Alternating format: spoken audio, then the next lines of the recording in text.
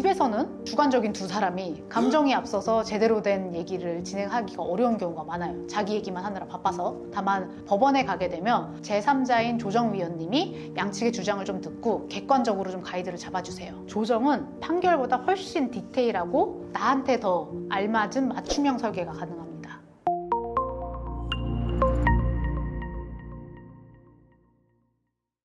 변호사님 안녕하세요. 안녕하세요. 네, 변호사님 오늘은 어떤 이야기를 해주실 건가요? 오늘은 많은 분들이 소송의 끝이라고 생각하시는 판결 외에 어쩌면 더 현명한 선택이 될 수도 있는 조정에 대해서 확실하게 알려드리도록 하겠습니다. 사실 소송하면 다들 판사님이 땅땅땅 하고 망치를 두드리는 장면만 떠올리거든요.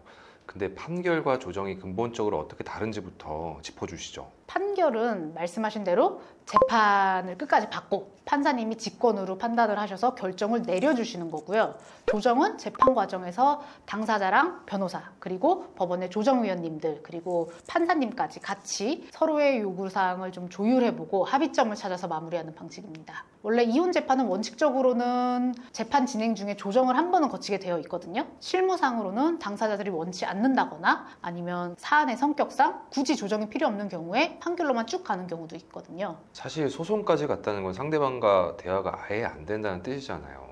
어차피 조정할 거면 진작에 협의했겠죠 라며 조정 자체를 회의적으로 보는 분들이 정말 많은 것 같은데요. 맞아요. 충분히 그렇게 생각하실 수 있어요. 근데 이게 당사자 둘이서만 이제 얘기하는 거랑 법원에서 각자 변호사 선임하고 그리고 더 객관적인 조정위원님 앞에 두고 얘기하는 거는 판이하게 좀 다릅니다. 어떻게 좀 다른가요?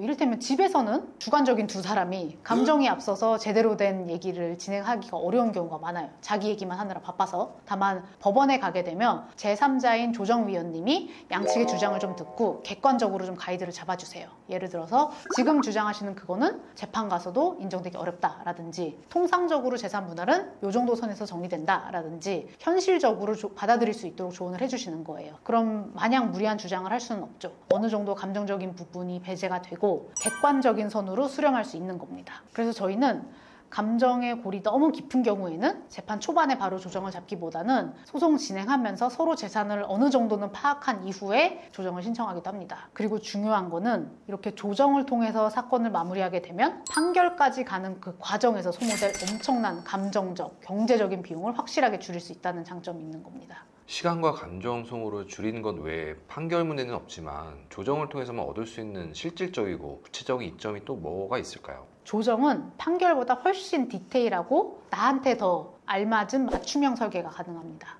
맞춤형 설계요?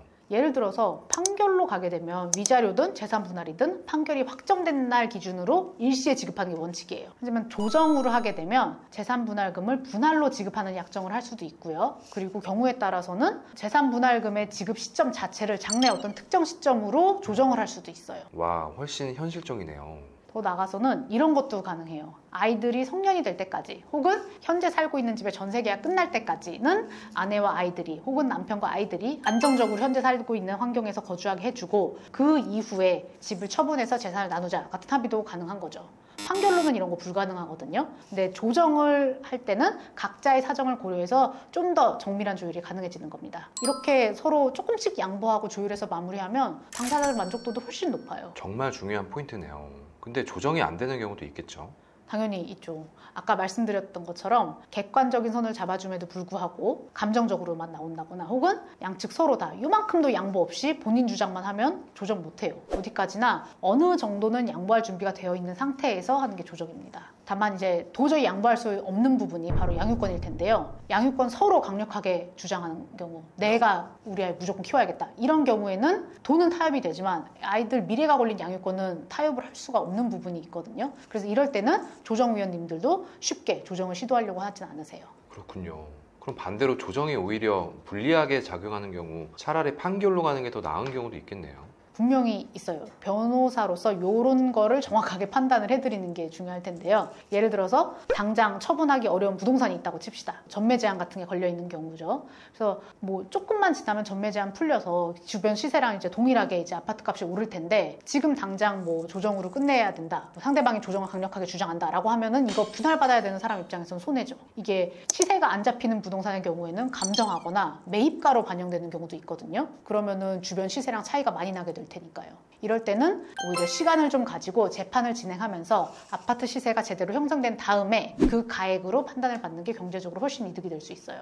저번에도 말씀드린 것처럼 부동산 같은 경우에는 재판 종결 시랑 가장 가까운 시가로 반영을 해주거든요. 또 다른 경우라고 한다면 재산 분할할 거는 별로 없고 상대방한테서 위자료 받아야 되는 경우, 위자료를 받으려면 누구 귀책으로 본인이 파탄이 났는지를 판단을 받아야 될 거 아니에요. 이럴 경우에는 재판 끝까지 가서 위자료, 상대방의 귀책을 명명백백하게 우리가 입증을 해내서 판결문으로 위자료를 지급받는 게 훨씬 나은 선택일 수도 있습니다. 결국에는 내가 어떤 상황에 처해 있느냐에 따라서 전략 달리해야 되는 거죠.